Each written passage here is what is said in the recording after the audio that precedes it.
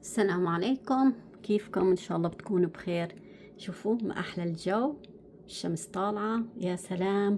شربت فنجان القهوة هون تحت، وزرعاتي اللي في الكوابير ما زرعت في الارض السنة هاي من كتر ما الجو ما ساعدنا نهائيا. يوم مطر ويوم عواصف، وهي هم بيقولوا بكرة في امطار قوية، الله يستر. هون جيراننا الحلوين عاملين حضانة، ودايما في اطفال سبحان الله بسمع صوتهم بتونس فيهم.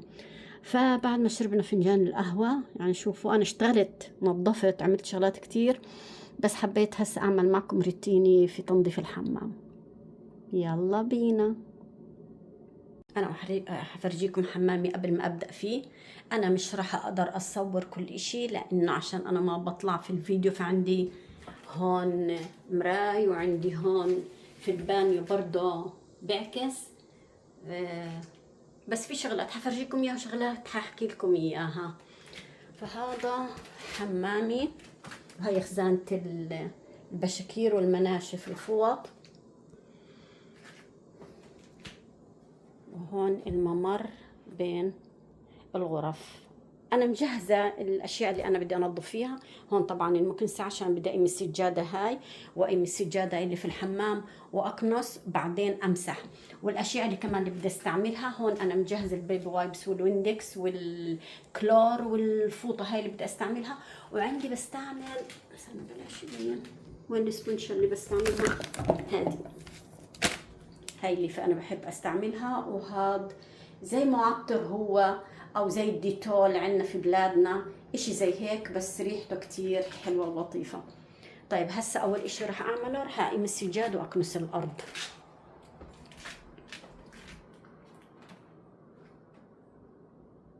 كنست الارض، قيمت السجاد،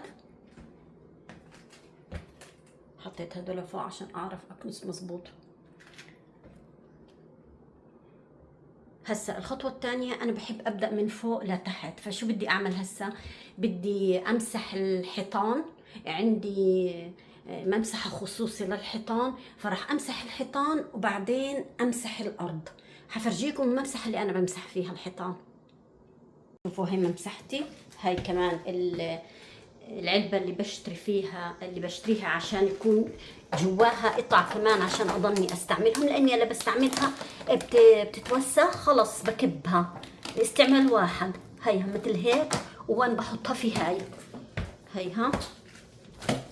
شوفوا اخذ اقلبها عشان افرجيكم ايه قلبي. ايوه هي هيك. فهاي بنظفها، بس توسخ خلص بكبها، يعني هي تنظيفة واحدة بس. يا راح امسح ممتازة هاي. انا هيك بينت هاي ممتازة كتير للحيطان. هيك بمسح فيها الحيطان كلها.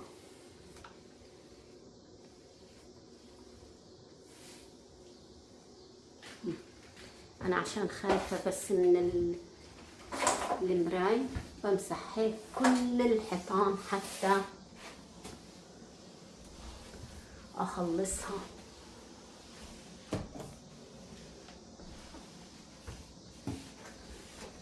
امسح هون كمان. انا كل مرة باجي امسح هون الا عمل لي اصابة عمل. عشان مش متمكنة امسح وبعدين ارجع لكم. هيني كان مسحت الحيطان، نظفتها ولمعتها، شوفوا كلها، ومسحت الارض كمان. هسا رح ابدا بالتلييف. رح امسح الارض مره ثانيه، لانه هسا احنا شوفوا عندنا هون في امريكا ما بنقدرش نكب ميه زي ما بدنا، مش على راحتنا، لا لازم ندير بالنا لانه ما عندناش مصارف. شوفوا ما في مصرف ننزل فيه المي. ف راح اليف الحمام، والارض شو بنزل عليها يعني نقط مي برضه بمسحها مره ثانيه، يعني ما في اشكال. هسا راح اعمل كمان شو الشباك. جمعت الشباك من جوا ومن برا. هسا بدي انظف المرحاض، طبعا بما انه ما في مي اكبها طبعا ممنوع، ما بقدرش. فراح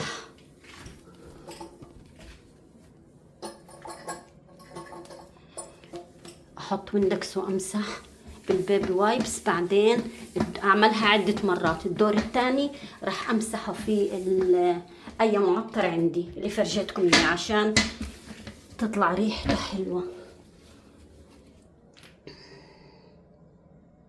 في هذا المعطر انا شو بكون عندي موجود بستعمل، ما بتفرقش معي، المهم ريحة الحمام تكون حلوة.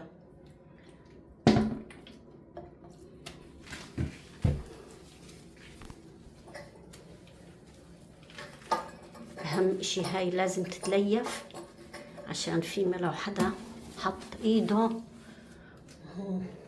مش مرسم مظبوط. غسلت هاي الليفة ونشفتها عشان انشف المرحاض. بصراحة بعمله عدة مرات انا، لان احنا ما بنقدر نكب مية زي عندكم في البلاد، فبضطر اني اليفه عدة مرات عشان تضل ريحته حلوة. راح اشتغل في البانيو، هذا كله راح اقيمه، والشامبو اللي هون واللي هون والبادي واش اللي هون، والاشياء هي كلها راح اشيلها واليف الحيطان واليف البانيو والمعه.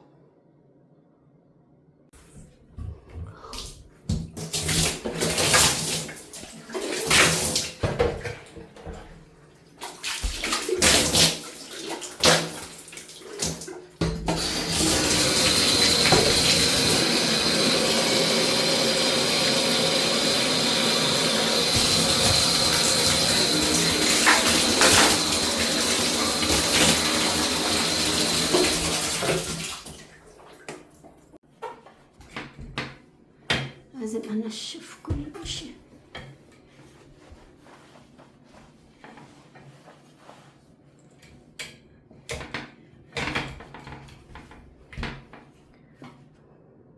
كمان الباب لازم يتمسح. هو ما بمسحه كل يوم، يعني كل اسبوع اسبوعين اشوف هيك في عليه ايدين، لان انا اشوف الابواب عندي بيضة، فلازم تتنظف وتتمسح دائما والا ببين عليها. وخاصة انا عندي دائما وسواس من هاي الايدين، لان الواحد هو داخل هو طالع بتحمل اتربة وبتحمل ميكروبات.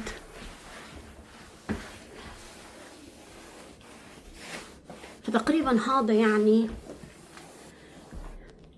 اسبوعي، يعني ما بطول اكتر من هيك في هذا التنظيف. انا عندي طبعا تنظيف يومي، بس التنظيف العميق هذا لازم اسبوعي للحمام، مش زي باقي البيت. البيت يمكن في شغلات تقعدي شهر تعمليها، لكن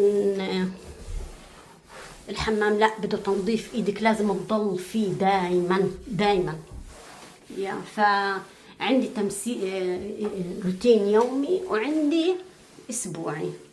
وطبعا هدول لازم يتنظفوا، تبعات الكهرباء.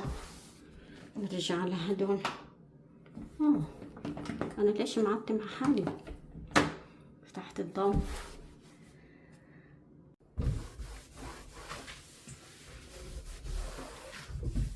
هاي الغسالة كمان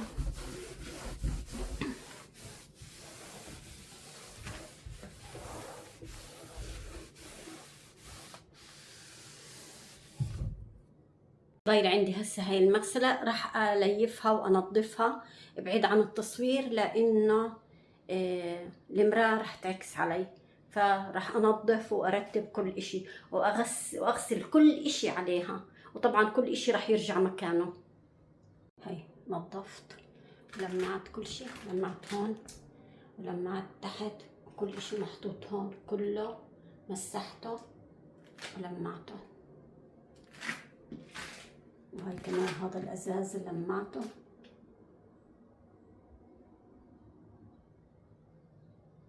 هذا اهم اشي في البيت، المطبخ والحمام.